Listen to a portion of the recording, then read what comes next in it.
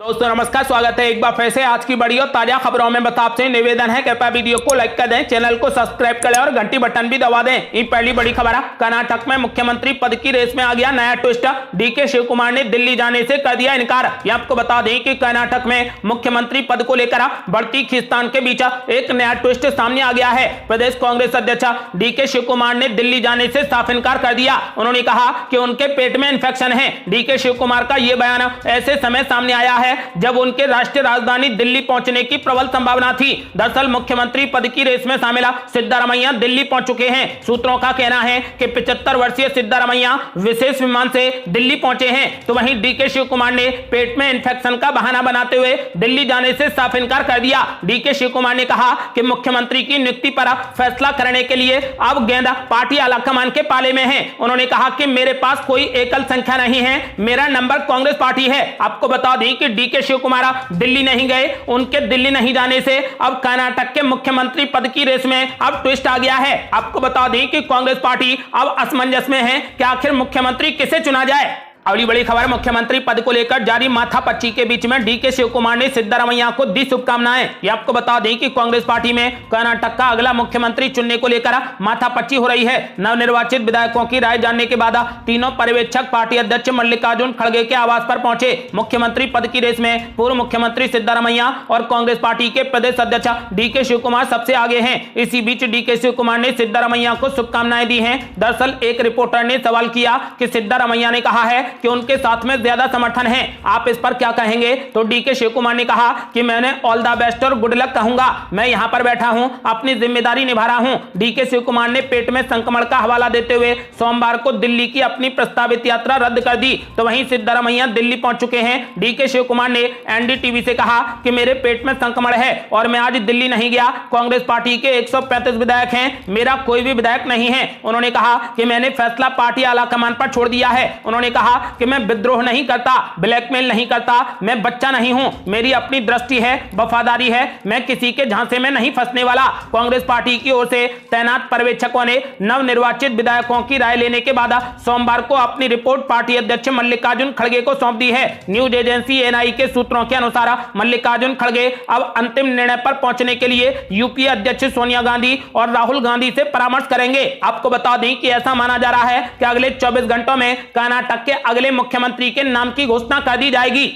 अगली बड़ी खबर, 2 लाइन का प्रस्ताव और सोनिया गांधी के मुहर, आखिर कांग्रेस पार्टी में विधायक क्यों नहीं चुनते मुख्यमंत्री। ये आपको बता दें कि साल 2023 के कर्नाटक विधानसभा चुनाव अब खत्म हो चुके हैं। अब सवाल मुख्यमंत्री चुने जाने का है। कहा जा रहा है कि पद को लेकर प्रदेश अध्यक्ष डीके शिव कुमार और दिग्गज नेता सिद्धारमैया के नाम पर लगातार मंथन जारी है। हालांकि यह पहली बार या पहला राज्य नहीं है जहां पर कांग्रेस पार्टी ऐसे बड़े सवाल से घिरी नजर आ रही हो। साल 2018 का अंत आते आते भी इसी तरीके की स्थिति तैयार हुई। कांग्रेस पार्टी मध्य प्रदेश, छत्तीसगढ़ और राजस्थान में धर्म संकट में ही नजर आई। हालांकि 2018 के बाद भी एक बात साफ हो गई थी कि राज्य में कोई भी नेता कितना भी मजबूत क्यों ना हो, कमान हमेशा दिल्ली आलाकमान के हाथों में ही रहती है। कर्नाटक की स्थिति पर भी सोमवार को दिल्ली में लगातार मंथन जारी रहा। रविवार को सभी विधायकों की राय एक बॉक्स में बंद हो चुकी है। साथ ही सभी विधायकों ने अपने राष्ट्रीय अध्यक्ष मल्लिकार्जुन खड़गे को मुख्यमंत्री चुनने का अधिकार भी दे दिया है। कहा जाता है कि राजस्थान विधानसभा चुनाव के बाद सचिन पायलट ही मुख्यमंत्री पद के लिए राहुल गांधी की पसंद थे। खबरें हैं कि उस दौरान राहुल गांधी को समझाया गया कि 2019 लोकसभा चुनाव के मद्देनजर अशोक गहलोत जैसे वरिष्ठ नेता को नजरअंदाज नहीं किया जा सकता। फिर बात आती है मध्य प्रदेश की। दिल्ली का नेता कहे जाने वाले कमलनाथ के नाम के चुनाव में पार्टी को ज्यादा मुश्किल नहीं उठानी पड़ी। कहा जाता है कि इसकी वजह दिग्विजय सिंह का तस्वीर से खुद को बाहर कर लेना था। हालांकि करीब 1.5 साल बाद ही ज्योतिरादित्य सिंधिया ने बगावत कर दी और विधायकों के साथ में भारतीय जनता पार्टी का दामन थाम लिया। नतीजा हुआ कि राज्य में कमलनाथ की सरकार गिर गई। तीनों राज्यों की स्थिति को देखा जाए तो कांग्रेस पार्टी में केवल विधायकों का समर्थन ही नहीं बल्कि आलाकमान की मर्जी भी चलती है। जानकार बताते हैं कि ऐसा राज्य की राजनीति पर पकड़ को मजबूत करने के लिए किया जाता है। फिलहाल कर्नाटक की बात की जाए तो कर्नाटक में विधायकों की राय के बाद भी आखिरी फैसला आलाकमान के हाथों में ही होगा। अगली बड़ी खबर, कर्नाटक में गुरुवार को हो सकता है शपथ ग्रहण समारोह, डीके शिव कुमार या सिद्धारमैया में किसका पलड़ा भारी। ये आपको बता दें कि कर्नाटक का अगला मुख्यमंत्री कौन बनेगा, इस पर लगातार सस्पेंस बरकरार है। कर्नाटक में मुख्यमंत्री पद का शपथ ग्रहण समारोह गुरुवार यानी 18 मई को हो सकता है। पूर्व मुख्यमंत्री सिद्धारमैया और कांग्रेस के प्रदेश अध्यक्ष डीके शिव कुमार मुख्यमंत्री पद की रेस में सबसे आगे हैं। कांग्रेस सूत्रों ने एबीपी न्यूज को बताया कि सिद्धारमैया का पलड़ा भारी है। माना जा रहा है कि सिद्धारमैया को ही ज्यादातर विधायकों ने समर्थन दिया होगा, लेकिन अगर डीके शिव कुमार को ज्यादा समर्थन मिला होगा तो फिर फैसला उनके हक में जा सकता है। कांग्रेस सूत्रों के अनुसार पार्टी नेतृत्व ये सोच रहा है कि मुख्यमंत्री के नाम की घोषणा आज या कल तक करके गुरुवार को शपथ करा दी जाए। एक मुख्यमंत्री और एक ही उप मुख्यमंत्री के साथ में 24 से 25 मंत्रियों को भी साथ में ही शपथ दिलाई जा सकती है। आपको बता दें कि फिलहाल कर्नाटक में शपथ ग्रहण समारोह 18 मई यानी गुरुवार को होगा। अगली बड़ी खबर, कर्नाटक में प्रतिबंधित होगा बजरंग दल। 31 साल पहले भी कांग्रेस पार्टी ने ही लगाया था बैन। ये आपको बता दें कि कर्नाटक में कांग्रेस पार्टी ने जो घोषणा पत्र में वादे किए हैं उसमें एक वादा बजरंग दल पर सख्ती करके निर्णायक फैसला लेने का भी है। नई सरकार के गठन के साथ ही पहली कैबिनेट में बजरंग दल पर कड़ी सख्ती करने की तैयारियों को अमली जामा पहनाए जाने की शुरुआत की जाएगी। कांग्रेस पार्टी से जुड़े सूत्रों का कहना है कि जो वादे उनके घोषणा पत्र में किए गए हैं उन्हें अमल में तो लाया ही जाएगा। वहीं बजरंग दल पर सख्ती किए या प्रतिबंध लगाने की तैयारियों के साथ शुरू की जाने वाली कवायद का असर उत्तर भारत में किस तरह होगा, इसे भी कांग्रेस पार्टी और भाजपा अपने अपने नजरिए से न सिर्फ देख रहे हैं बल्कि उसकी बड़ी रणनीतियां भी बना रहे हैं। माना यही जा रहा है कि बजरंग दल पर अगर कर्नाटक में पहली कैबिनेट के साथ ही कोई बड़ी कार्रवाई की जाती है तो इसका असर उत्तर भारत में देखने को मिलेगा। हालांकि 31 साल पहले कांग्रेस पार्टी की सरकार ने ही पूरे देश में बजरंग दल पर प्रतिबंध लगा दिया था। कर्नाटक में कांग्रेस की सरकार बन चुकी है। सियासी गलियारों में सबसे ज्यादा निगाहें कांग्रेस पार्टी के घोषणा पत्र में पीएफआई और बजरंग दल जैसे संगठनों पर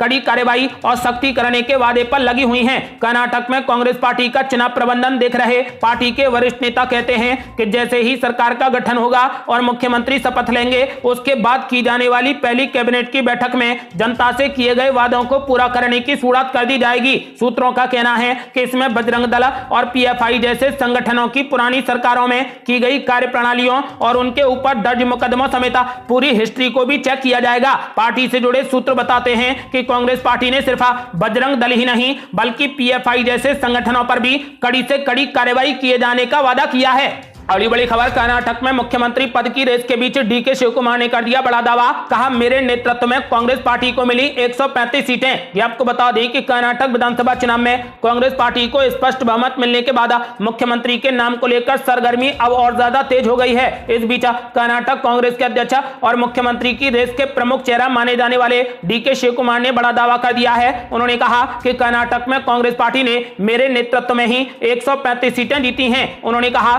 कि 135 विधायकों ने अपना मत दिया है और एक लाइन का प्रस्ताव पारित किया है। कुछ ने अपनी निजी राय भी दी कि वे मुख्यमंत्री को लेकर क्या सोचते हैं। आपको बता दें कि सिद्धारमैया और डीके शिव कुमार में से कांग्रेस आलाकमान किसे मुख्यमंत्री बनाए इसको लेकर अभी भी असमंजस की स्थिति है। इसी बीच डीके शिव कुमार के इस दावे ने और ज्यादा बवाल बढ़ा दिया है।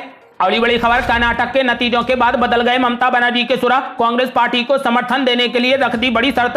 आपको बता दें कि कर्नाटक में सकारात्मक चुनावी परिणामों के बाद अचानक से कांग्रेस पार्टी के लिए बहुत कुछ बदल गया है। इसके साथ ही उन बड़े नेताओं के सुर भी बदल गए हैं जो कल तक कांग्रेस पार्टी से दूरी बनाने के बहाने ढूंढा करते थे। ऐसे में बदले सुर में पश्चिम बंगाल की मुख्यमंत्री ममता बनर्जी का बड़ा बयान सामने आया। ममता बनर्जी ने 2024 चुनावों के मद्देनजर कांग्रेस पार्टी को समर्थन देने की बात कही है। हालांकि बदले में उन्होंने एक बड़ी शर्त भी रख दी है। बता दें कि यह पहली बार है जब ममता बनर्जी ने विपक्षी एकता की संभावित रणनीति को लेकर तृणमूल कांग्रेस का स्टैंड पूरे तरीके से स्पष्ट कर दिया है। ममता बनर्जी पश्चिम बंगाल प्रदेश सचिवालय में पत्रकारों से बातचीत कर रही थी। उन्होंने कहा कि कांग्रेस पार्टी जहां भी मजबूत है उन्हें लड़ना चाहिए, हम उन्हें समर्थन करेंगे और इसमें कुछ भी गलत नहीं है। हालांकि ममता बनर्जी ने यह भी कहा कि कांग्रेस पार्टी को भी अन्य दलों का समर्थन करना चाहिए। पश्चिम बंगाल की मुख्यमंत्री ममता बनर्जी ने इस बात की भी उम्मीद जताई कि सीट शेयरिंग फॉर्मूले में स्थानीय दलों को वहां पर प्राथमिकता दी जाएगी जहां वो मजबूत हैं। बता दें कि इससे पहले ममता बनर्जी ने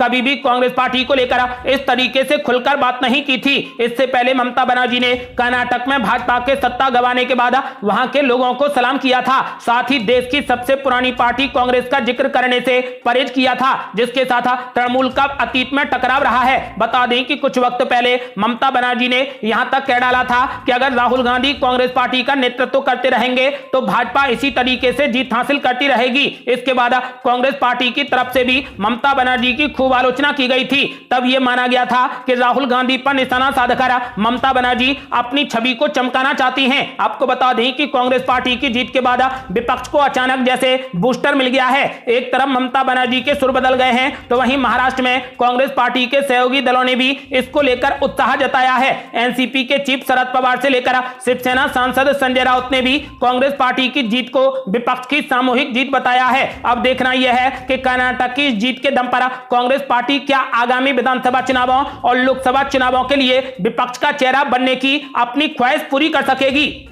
अगली बड़ी खबर, भाजपा पर भारी पड़ रही मुफ्त की स्कीमें, अब पुरानी पेंशन योजना भी बढ़ाएगी टेंशन। ये आपको बता दें कि कर्नाटक में फिसड्डी साबित हुई भाजपा अब आत्ममंथन कर रही है। भाजपा सूत्रों का कहना है कि उसे कर्नाटक चुनाव में कांग्रेस पार्टी की मुफ्त की स्कीमों से नुकसान हुआ है। महिलाओं के लिए मुफ्त बिजली और 2-2 हजार रुपए के कांग्रेस पार्टी के वादों ने भाजपा को 2024 के आम चुनावों के लिए आत्ममंथन पर मजबूर कर दिया है। सूत्रों का कहना है कि विपक्ष के इस तरीके के लोक लुभावने उपायों से निपटने के लिए भाजपा को बड़ी रणनीति तैयार करने की जरूरत है। हालांकि यह और बात है कि भाजपा ने विधानसभा चुनावों के लिए अपने घोषणा पत्र में कई लोक लुभावने उपायों की घोषणा की थी, पर सभी के लिए मुफ्त करने से कतरा गई। अब उसे पुरानी पेंशन योजना की भी चिंता हो रही है, जो उसके लिए आने वाले 2024 लोकसभा चुनाव से पहले बड़ी टेंशन दे सकती है। कर्नाटक चुनाव से सबक लेते हुए भाजपा अब नई रणनीति पर आगे बढ़ रही है। पार्टी को डर है कि कांग्रेस पार्टी और विपक्ष के अन्य दलों की मुफ्त स्कीमें उसे पीछे कर रही हैं। हालांकि ऐसा नहीं है कि चुनावों में भाजपा ने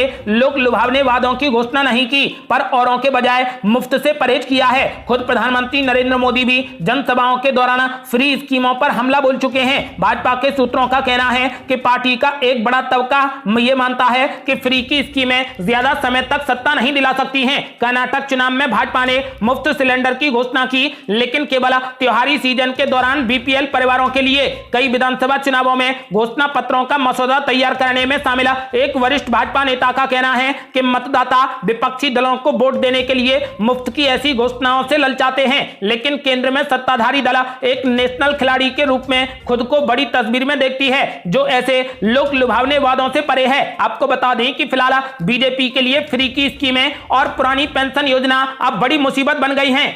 अगली बड़ी खबर, बजरंग दल पर टिप्पणी करने को लेकर कांग्रेस अध्यक्ष मल्लिकार्जुन खड़गे को कोर्ट ने भेजा समन, 10 जुलाई को होना होगा पेश। यह आपको बता दें कि कर्नाटक में पूर्ण बहुमत की सरकार बनाने के बाद कांग्रेस खेमे में खुशी की लहर है, पर पार्टी के राष्ट्रीय अध्यक्ष मल्लिकार्जुन खड़गे नई मुश्किल में पड़ गए हैं। चुनाव प्रचार के दौरान बजरंग दल पर की गई बयानबाजी के मामले में संगरूर की एक जिला अदालत ने उन्हें समन भेज दिया है। उन पर हिंदू सुरक्षा परिषद बजरंग दल हिंद के संस्थापक के हितेश भारद्वाज ने 100 करोड़ रुपए के मानहानि का केस किया है। हाल ही में संपन्न कर्नाटक चुनावों के दौरान बजरंग दल के खिलाफ अपमानजनक टिप्पणी और घोषणा पत्र में बजरंग दल को बैन किए जाने को लेकर यह पूरा मामला है। सिविल जज रमनदीप कौर की अदालत ने मल्लिकार्जुन खड़गे को 10 जुलाई को तलब किया है। हिंदू सुरक्षा परिषद बजरंग दल हिंद के संस्थापक हितेश भारद्वाज ने दावा किया कि कांग्रेस पार्टी ने बजरंग दल की तुलना देश विरोधी संगठनों से की है और कर्नाटक में सत्ता में आने के बाद बजरंग दल पर प्रतिबंध लगाने का भी वादा किया है। भारद्वाज ने कहा कि जब मैंने पाया कि घोषणा पत्र के पेज नंबर 10 पर कांग्रेस पार्टी ने बजरंग दल की तुलना देशद्रोही संगठनों से की है और चुनाव जीतने पर इसे प्रतिबंधित करने का वादा किया है, तो मैं गुरुवार को अदालत चला गया। इस मामले में जिला अदालत ने केस को सूचीबद्ध किया है। सिविल जज रमनदीप कौर की अदालत ने मल्लिकार्जुन खड़गे को 10 जुलाई तक कोर्ट में पेश होने के लिए तलब किया है।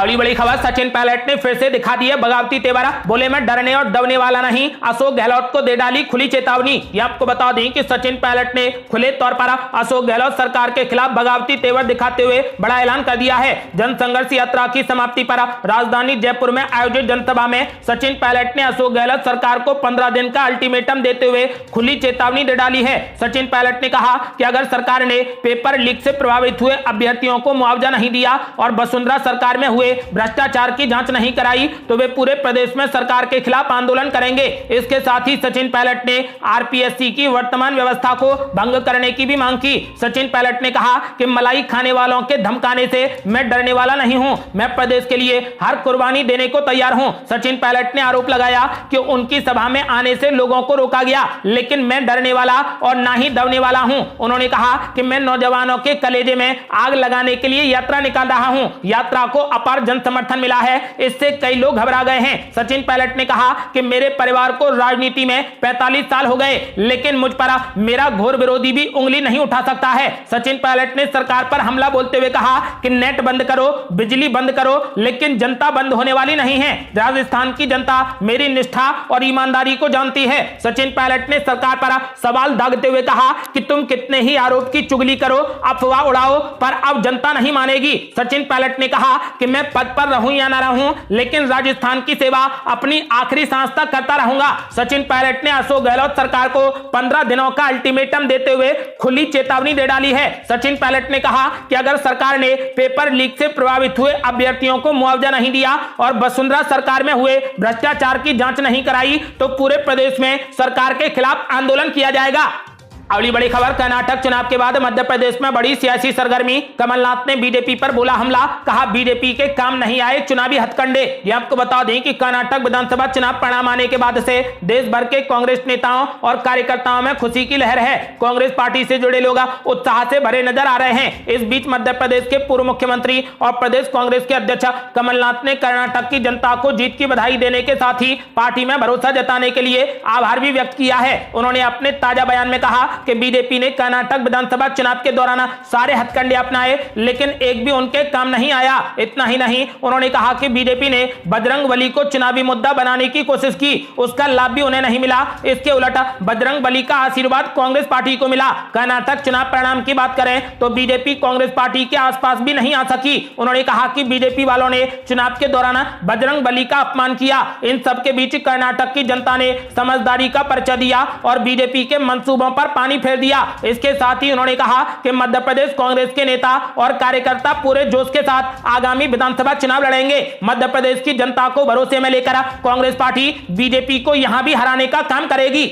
अगली बड़ी खबर, कर्नाटक में कांग्रेस पार्टी को जीत दिलाने वाले मास्टरमाइंड को अब मध्य प्रदेश की भी दे दी गई जिम्मेदारी। ये आपको बता दें कि मध्य प्रदेश में विधानसभा चुनाव के लिए कांग्रेस पार्टी तैयारियों में जोर शोर से जुटी है। राज्य के दोनों प्रमुख राजनीतिक दल बीजेपी और कांग्रेस चुनावी वॉर रूम के सेटअप के साथ स्ट्रेटेजिक एक्सपर्ट की सेवाएं लेने लगे हैं। कर्नाटक में कांग्रेस पार्टी को जीत दिलाने वाले रणनीतिकार सुनील कानुगोलू को अब मध्य प्रदेश में जीत दिलाने की जिम्मेदारी दी गई है। मध्य प्रदेश में कांग्रेस पार्टी किसी भी कीमत पर सत्ता पाने में अभी से जुट गई है। वहीं इसके लिए कांग्रेस पार्टी ने जमीन पर काम करना शुरू कर दिया है। कांग्रेस पार्टी का प्लान है कि मुख्यमंत्री शिवराज सिंह चौहान को उन्हीं की विधानसभा में घेर लिया जाए। इसके लिए कांग्रेस पार्टी को किसी बड़े चेहरे की दरकार है। वहीं पिछली बार साल 2018 में पीसीसी के पूर्व अध्यक्ष अरुण यादव ने मुख्यमंत्री शिवराज सिंह चौहान का सामना किया था, जबकि इस बार बीजेपी से ही बागी हुए दीपक जोशी ने मुख्यमंत्री शिवराज सिंह चौहान को कड़ी चुनौती देने का ऐलान कर दिया है। मध्य प्रदेश में आगामी 6 से 7 महीनों में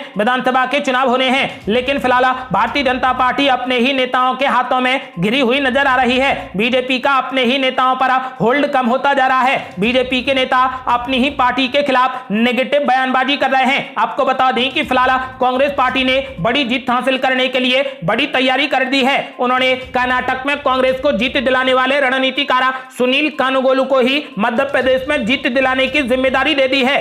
अगली बड़ी खबर, कर्नाटक में कांग्रेस पार्टी ने तय कर लिया मुख्यमंत्री का नाम, आज हो सकती है घोषणा। ये आपको बता दें कि कांग्रेस पार्टी ने कर्नाटक विधानसभा चुनाव में तो शानदार जीत दर्ज करते हुए बीजेपी को सत्ता से बेदखल कर दिया है, लेकिन मुख्यमंत्री पद को लेकर पार्टी के सामने मुश्किलें खड़ी हो गई हैं। आपको बता दें कि सोमवार को भी मुख्यमंत्री के नाम को लेकर मंथन होता रहा। सिद्धारमैया और डीके शिव कुमार ने भी बयान दिए, लेकिन कोई समाधान नहीं निकला। इस बीच कांग्रेस पार्टी के सूत्रों ने बताया कि सिद्धारमैया को डीके शिव कुमार से 2 गुना विधायकों का समर्थन प्राप्त है और सिद्धारमैया ही फिर से मुख्यमंत्री बन सकते हैं। डीके शिव कुमार को डिप्टी सीएम बनाया जा सकता है। हालांकि पार्टी पहले डीके शिव कुमार से बात करेगी और फिर घोषणा करेगी। ऐसा माना जा रहा है कि आज मुख्यमंत्री पद को लेकर घोषणा कर दी जाएगी। ये थी अब तक की बेहद बड़ी खबरें। कर्नाटक में आप किसे मुख्यमंत्री के पद पर देखना चाहते हैं? अपनी राय हमें वीडियो लाइक कर कमेंट बॉक्स में जरूर दें। ऐसी ही ताजा और न्यू अपडेट जानने के लिए हमारे चैनल को लाल बटन दबाकर सब्सक्राइब करें और घंटी बटन भी दबा दें। जल्दी मिलते हैं बड़ी अपडेट के साथ, तब तक के लिए जय हिंद, जय भारत।